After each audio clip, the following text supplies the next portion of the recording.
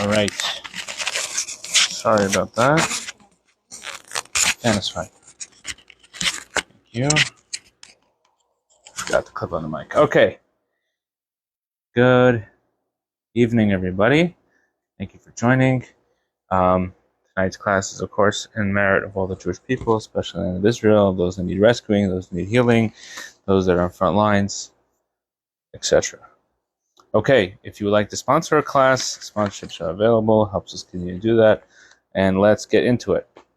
This week's Torah portion in Parsha Kitzeitze, we have many laws, and many of the laws that are discussed, laws of damages and the like, and other laws many laws are discussed in this week's Torah portion.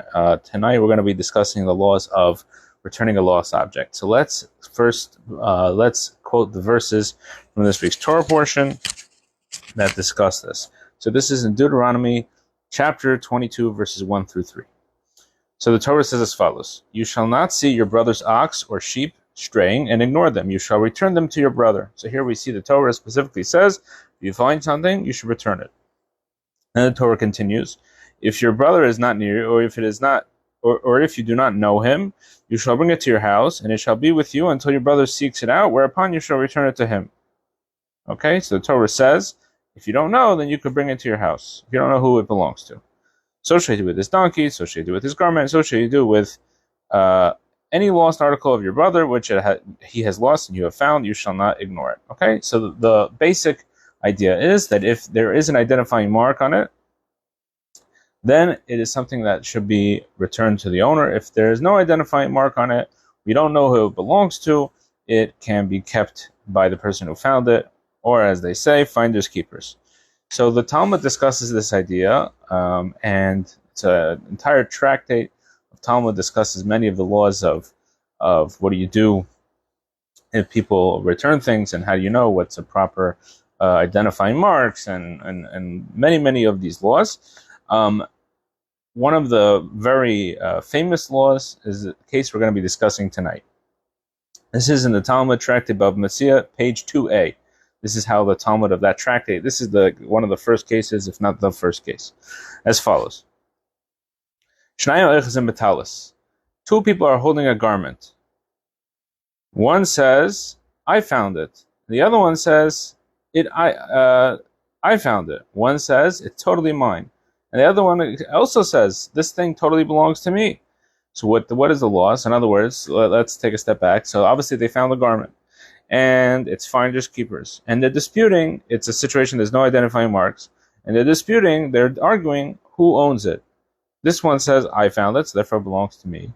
The other one says, "No, I found that belongs to me." So the Talmud says this is a law. This one must swear that no less than half of it belongs to him, and the other one must swear that no less than half of it belongs to him.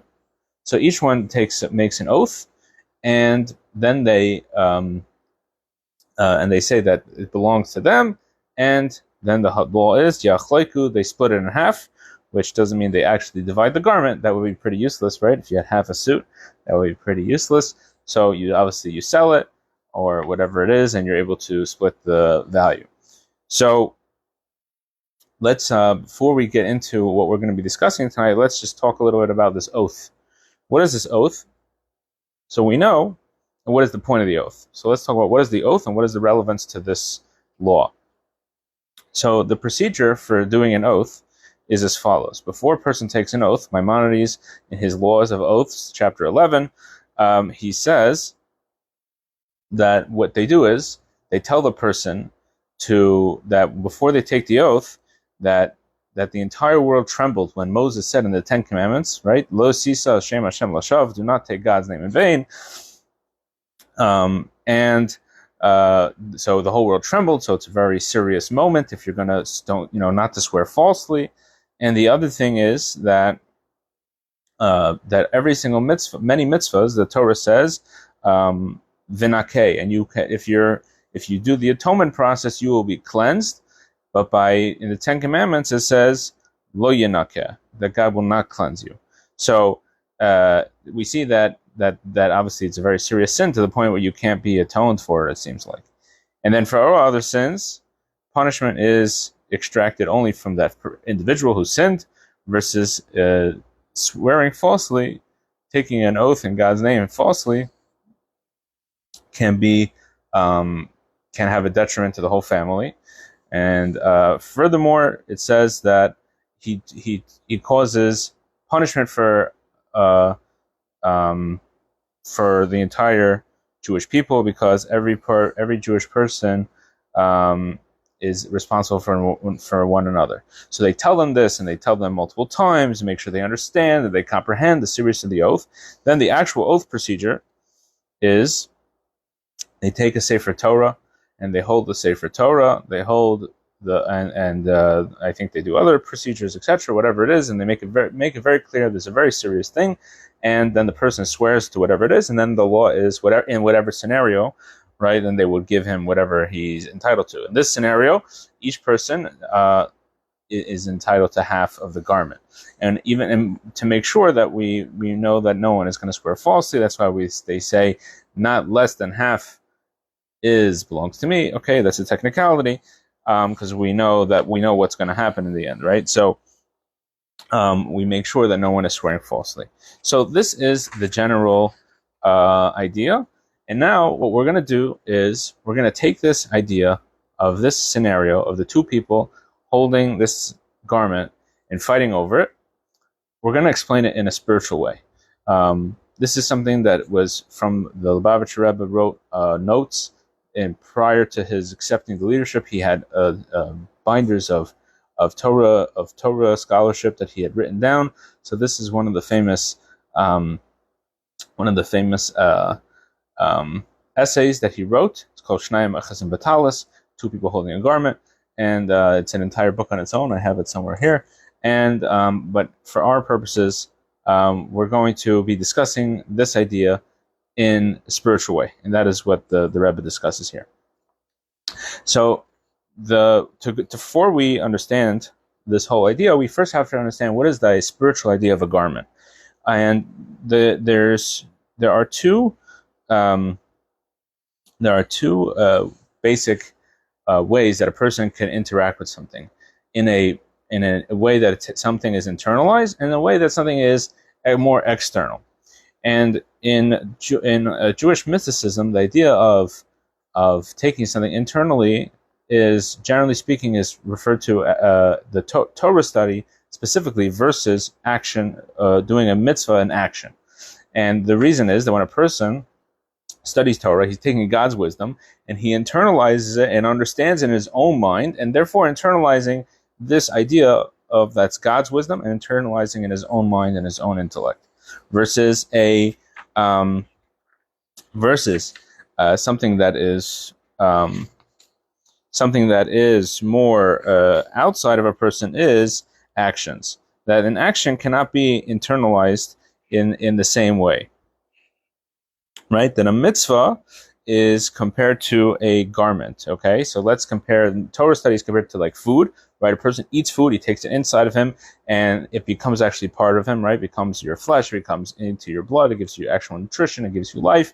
Versus a garment, while obviously a person cannot survive without clothing, it does not give you that same internal thing the way the food does. And the same thing applies to Torah mitzvahs, that everybody needs Torah and everybody needs mitzvahs, but the Torah is in more of a personal way, and the mitzvahs are more in a external way, right? You can't unite with the mitzvah in the same way that you unite with the Torah study. Because, like we said, it's more outside you, right? You're doing an action outside of you. For example, a person is gonna we're coming up to Rosh Hashanah, right? The shofar is right. The person is gonna blow the shofar. You're gonna hear it, but it's not something you could like take with you, and you can internalize it in the same way that you could walk away after you study Torah. Now you have something that's part of you. In fact, the reason why we respect Torah scholars, even if they're not actually studying Torah at that time, it's discussed because the Torah has become so part of them that they almost become like a living Torah. So therefore, we stand up for a Torah scholar, even if he's not studying Torah at that time, because this person has become a changed being. So that's generally the basic idea. And so therefore, when we're talking about mitzvahs, we refer to it as garments, okay? Versus when we talk about Torah study, we refer to it as internally taking it in like food. Okay, and so what is going on over here? What is this idea of two people fighting over this garment? So this is a classic philosophical debate of nature versus nurture. And what is going on here is that we know that people are influenced by their surroundings. So the question is, who takes credit for when somebody does a mitzvah? Who takes credit for it? Can the person who educated the person, who influenced this person to do the mitzvah, are they the ones who take the credit? Or is it actually the person who does the mitzvah, are they the ones who take credit? So each one is fighting over this garment. Each one is fighting over the mitzvah. And this one says, no, this mitzvah, I take full credit for it. I taught you how to do this mitzvah. And the other one says, no, I take full credit. I actually had to overcome whatever obstacles and actually do the mitzvah. So let's get into it and see the two sides of this.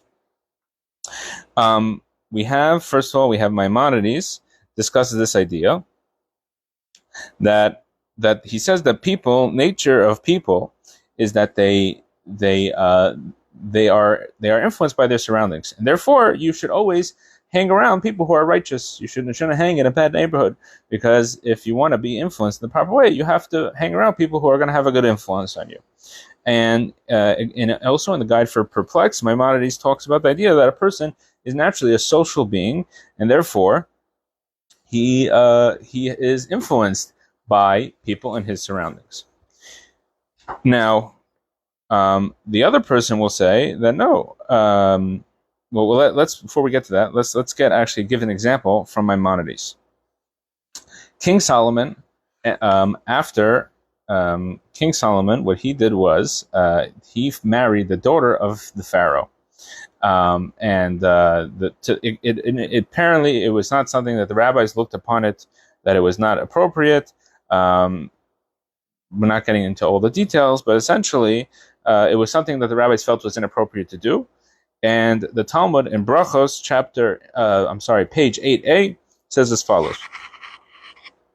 Rabbi Chia ben Ami said in the name of Ula, a person should always live in the place of his teacher, so that he will avoid sins.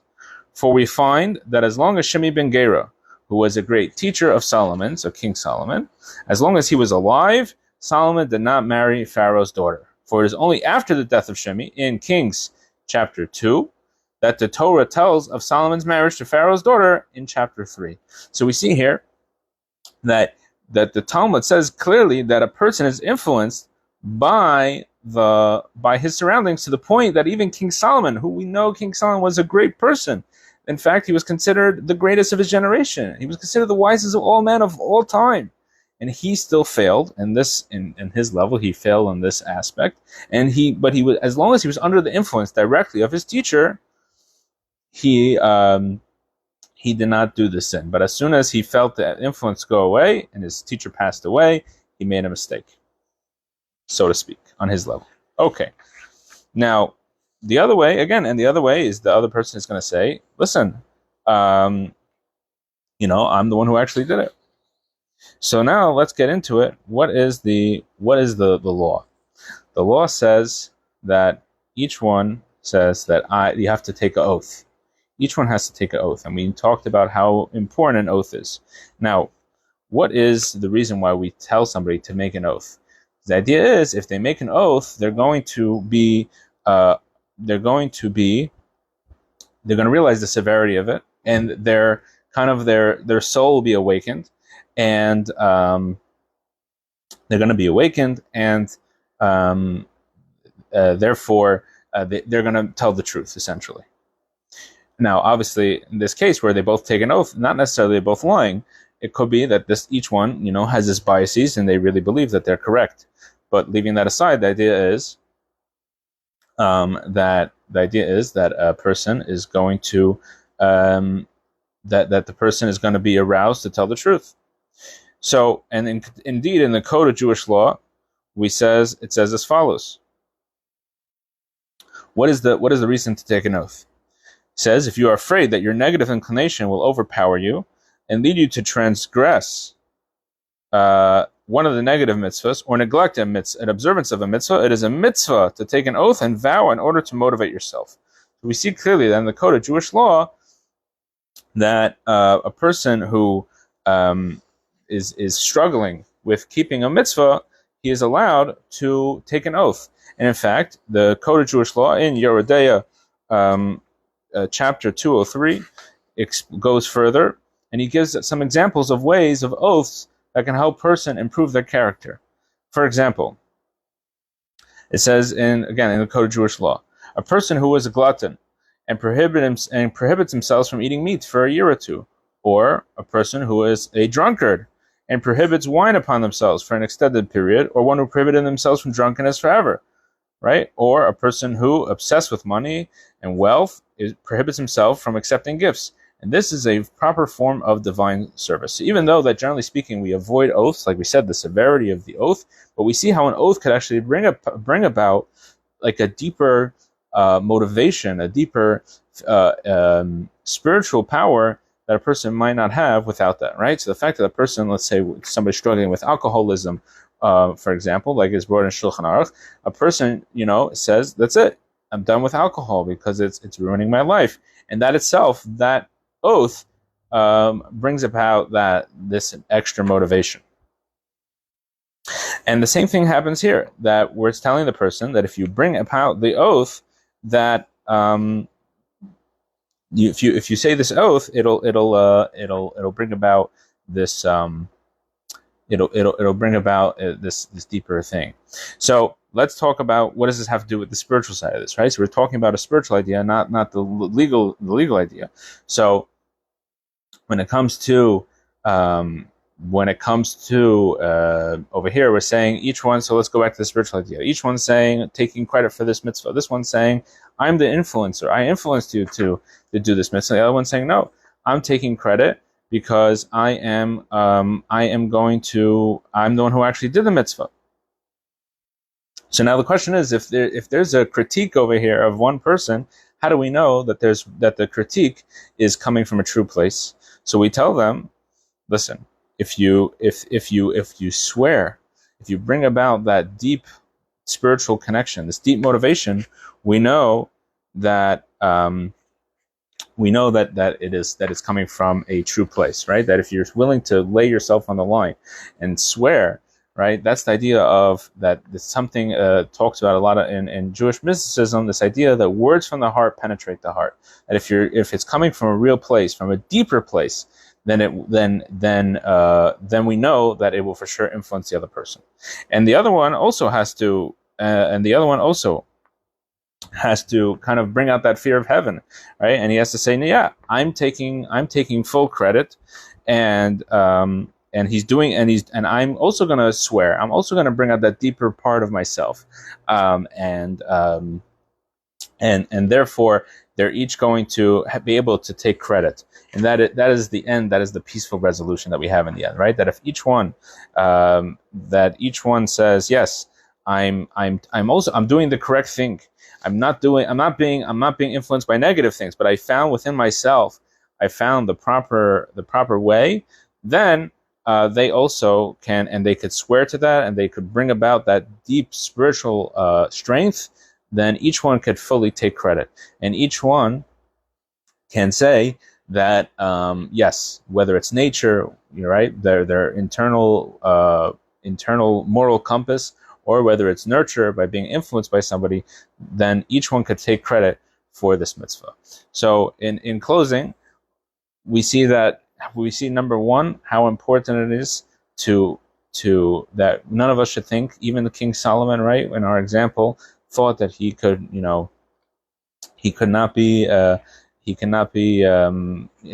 that he had this internal compass and he failed, right? So for sure, every single one of us, we all need to find other people who we could look up to, whether it's influences in our surroundings, influences in our society at large, or role models, I guess is the right way to say it. We all have to find those people who we could look up to and use their moral compass. And at the same time, when we're influencing somebody else, we have to trust them that they also will find their moral compass. And in the end, both people are correct. that both people, whether it's your internal moral compass or the moral compass of your role models, together, those two things together, that is what brings true peace, and everybody can take credit, and each one can bring about within themselves this internal, special fear of heaven and spiritual motivation. Thank you very much for joining, and we'll see you, God willing, next week. Have a good Shabbos.